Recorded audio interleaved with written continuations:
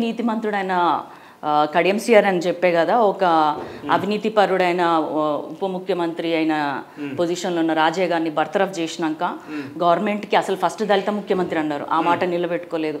కాబట్టి కనీసం ఒక ఉప ముఖ్యమంత్రిని చేద్దామని ఒక దళితుడిని చేసిండు.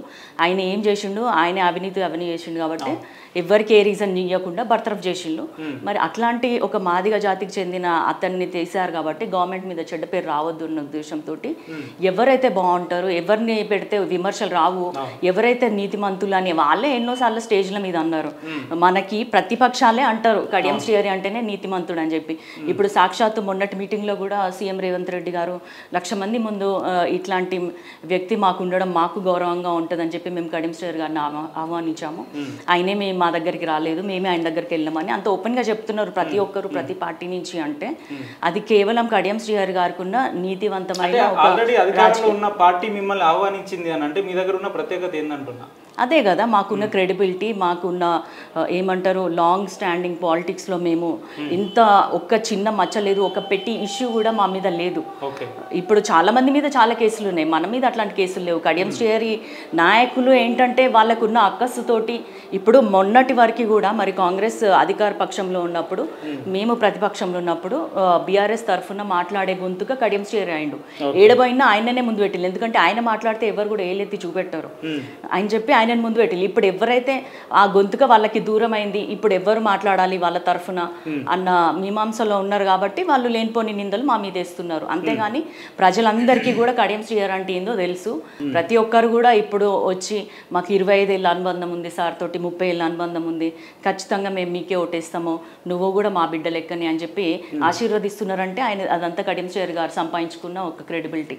అక్క మీరు చెప్తున్నట్టు ఏ పార్టీలో ఉన్నా కూడా మీరు మీ నాన్నగారు కావచ్చు, మీరు కావచ్చు, క్రెడిబిలిటీ ఉన్న నాయకులు కాబట్టి ఏ పార్టీలో ఉన్నా కూడా గెలిచే అవకాశాలు ఉన్నాయి కదా. మరి అటువంటిప్పుడు కాంగ్రెస్ లో ఉంటేనే మాకు మనుగడ ఉంటుందని ఎందుకు భావించారంటే? మేము మనుగడ కోసము ప్రయత్నించలేదండి, ఎందుకంటే ఇది కొత్తగా కడియం శ్రీహరి 30-40 ఏళ్ళ నుంచి ఆల్రెడీ ఉన్న వ్యక్తే. మనం అధికార పార్టీలో ఉంటేనే ఆ పనులు వేగవంతమైతే ఒకటి, మన కార్యకర్తలు కూడా 10 ఏళ్ళ నుంచి అధికార పక్షంలో ఉన్నా కూడా ప్రతిపక్ష పాత్ర వహించిండ్రు. ఇప్పుడు ఇంకో 5 ఏళ్ళు కూడా ప్రతిపక్షంలో ఉండాల్సిన అవసరం ఏర్పడింది అన్న దాంట్లో కార్యకర్తలను మాకు ఉన్న ఆస్తి ఏం లేదు, కార్యకర్తలే మా బలము, అండాదండ. వాళ్ళ అభిప్రాయంతో మేము వెళ్తున్నామంటే సరే మేము మీ వెంటే ఉంటాము అని ఒక మాట మీద ఉన్నాము. అందరం ఇటు వచ్చినాము, తర్వాత పార్టీని అదే గన్పూర్ని డెవలప్ చేసుకోవాలి అనే ఒక ఉద్దేశము. రాను మాకు ఇక్కడ సపోర్ట్ కూడా చాలా కరువు అయింది బీఆర్ఎస్లో, ఎందుకంటే అందరు కూడా ఓడిపోయిన వాళ్ళు ఉన్నారు, వాళ్ళే ఒక రకమైన డిప్రెషన్లో ఉన్నారు. వాళ్ళు ముందుకు రావడానికి కూడా మేము మీటింగ్స్కి పిలిచినా లేకపోతే ఇంటికి పిలిచి ఒక సమావేశం పెట్టుకుందామన్నా కూడా ముందుకు రాని పరిస్థితుల్లో. మాజీ మంత్రి దయాకర్ రావు నుంచి మీకు ఎటువంటి సహకారం అందలేదా? అప్పుడు ఉన్నారు, కానీ ఆయననే ఒక టెన్షన్లో ఉన్నాడు కదా, ఒక ఫోన్ ట్యాపింగ్ కేసు నాకు ఎక్కడ చుట్టుకుంటుందో అన్న టెన్షన్లో ఆయనని ఇంకొక మండలానికి ఇన్ఛార్జ్, ఇంకో నియోజకవర్గానికి వర్ధన్పేటకి ఇన్ఛార్జ్ ఉండమంటే నేను ఉండలేను, నా పరిస్థితి ఎట్లుంటుంది అన్నట్టు మాట్లాడుతుండే కదా. తర్వాత నేను ఏదైతే అప్పుడే ఫ్రెష్గా లిక్కర్ స్కామ్ మీద అక్క కవితక్క గారు అరెస్ట్ అవ్వడం, ఫోన్ ట్యాపింగ్ కేసులు, తర్వాత పల్లా రాజేశ్వర్ రెడ్డి కానీ మిగతా ఇతరుల మీద భూ కబ్జా కేసులు రావడం అనేది అప్పుడే వస్తుండే కదా ఒక్కొక్కటి. మరి నేను ఒక న్యూ కమర్గా, ఒక ఇంటలెక్చువల్గా, ఒక బాగా చదువుకున్న డాక్టర్గా నేను ఒక అవినీతిమయమైన ఒక పార్టీ నుంచి అభ్యర్థిగా రావడము నాకు కూడా ఒక మచ్చనే కదా అది. కడియం కావ్య అనే వ్యక్తి అధికారికంగా ఎలక్షన్ అఫిడవిట్లో ఒక అభ్యర్థి మాత్రమే, తను కేవలం తోలుబొమ్మ మాత్రమే, మిగతా చక్రం తిప్పేదంతా కడియం శ్రీహరి అని చెప్పి మీ ప్రతిపక్షాలు విమర్శిస్తున్నారు. వాస్తవం అది? నేను తోలు బొమ్మ కీలు బొమ్మ అంటే ఫస్ట్ మా డాడీ అని నన్ను రానియాడు. ఎందుకంటే మా నాన్నగారు ఎట్లా అంటే ఒక లెక్చరర్గా ఒక స్టూడెంట్ స్వయంగా అభివృద్ధి చెందాలి, స్వయంగా జ్ఞానాన్ని సంపాదించుకోవాలన్న అంటే తన ఉద్దేశం అట్లా ఉంటుంది ఎప్పుడు కూడా. ఇప్పుడు నేను ఎక్కడ స్పీచ్లు ఇచ్చినా కూడా ఇట్లా మాట్లాడు అట్లా మాట్లాడని కూడా చెప్పారు తను. అట్లాంటి వ్యక్తి నన్ను కీలుబొమ్మ తోలుబొమ్మ చేయాల్సిన అవసరం లేదు. అట్లా చేసే పరిస్థితి ఉంటే నేను ఈ 5 ఏళ్ళే మనగడ ఉండొచ్చు, నాకు రానున్న రోజుల్లో నేనే నిలదొక్కుకోవాలి కదా. కాబట్టి ప్రతిదీ కూడా కడియం కావ్యమే. నేను ఒక పోయిట్ అంటే పోయిటరీ రాస్తాను, పేపర్స్లో ఆర్టికల్స్ ఇస్తాను, సొసైటల్ ఇష్యూస్ పైన మాట్లాడతాను. తర్వాత కడియం ఫౌండేషన్ స్థాపించి మహిళలకి బాలబాలికలకి కూడా అన్ని రకాలుగా ప్రోగ్రామ్స్ చేసినామంటే అది కడియం కావ్య. మీరు చెప్పే అన్ని వాస్తవాలు అయితే కడియం కావ్య అనే వ్యక్తి కడియం శ్రీహరి బిడ్డగా కాకుండా ఓన్లీ కడియం కావ్యాన్ని చూసి ఓట్లేయాలంటే మీ దగ్గర మీ నాన్నగారి పేరు తీసేస్తే మీ దగ్గర ఉన్న ప్రత్యేకత ఏంది? ఒక మహిళగా 35 ఏళ్ళు 40 ఏళ్ళ తర్వాత వరంగల్ జిల్లాలో మహిళకి అవకాశం ఇచ్చారు కాబట్టి వరంగల్ లోక్సభ పరిధిలో కూడా మహిళా ఓటర్లు సగం ఉన్నారు.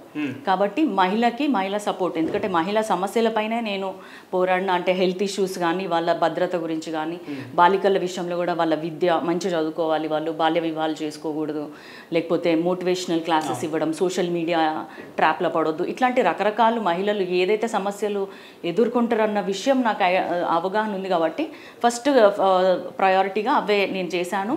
ఇక మీదట ఎంపీగా కూడా ఎంపీ అదే చెప్తున్నాను కదా. అంటే ఒక మనిషి, అంటే ఒక ఎంపీ వస్తున్నాడు అంటే ఊరికేనే వచ్చి ఆ సీట్లో కూర్చోవడం కాదు, సమస్యలపైన అవగాహన ఉండాలి. ఆ విధంగా మహిళలపైన సమస్యల అవగాహన ఉంది నాకు.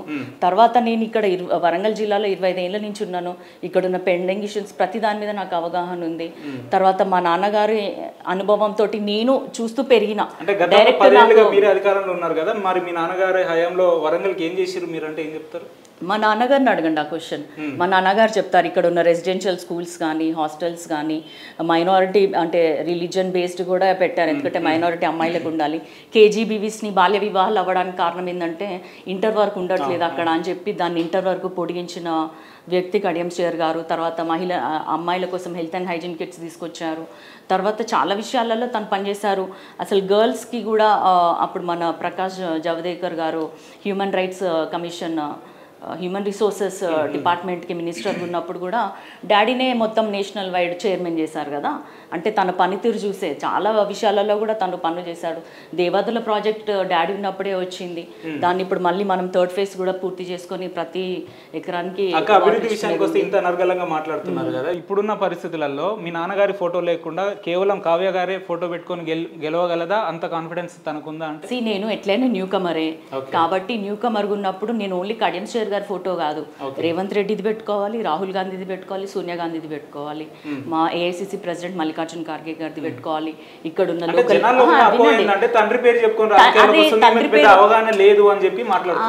అంటే మీకు ఒక విషయం చెప్తున్నా, నేను కడియం కావ్య అనేది కేవలం ఇప్పుడు సడన్ గా ఫ్రెష్ ఫేస్ గా వచ్చిన అమ్మాయి ఏం కాదు. వరంగల్ జిల్లాలో నేను చేసిన అనేక సోషల్ యాక్టివిటీస్ కూడా అన్ని ఇంటీరియర్స్ కి వెళ్ళే చేశాను. 1 hour పార్టీలోనే ఉన్నాను. నేను 2014లోనే సభ్యత్వం తీసుకున్నాను. కానీ నేను ఎప్పుడైతే గవర్నమెంట్లోకి వచ్చానో అప్పుడు డైరెక్ట్ సభ్యత్వం తీసుకోకపోయినా కూడా కొన్ని ప్రోగ్రామ్స్, పెద్ద పెద్ద ప్రోగ్రామ్స్ ఏవైతే స్టేట్ వైడ్ అయిన ప్రోగ్రామ్స్లో నేను పార్టిసిపేట్ చేసిన. మా నాన్నగారి కోసం నేను ప్రచారం చేసుకున్నా. ఇంకా అంతకంటే ఏం చేస్తాను నేను?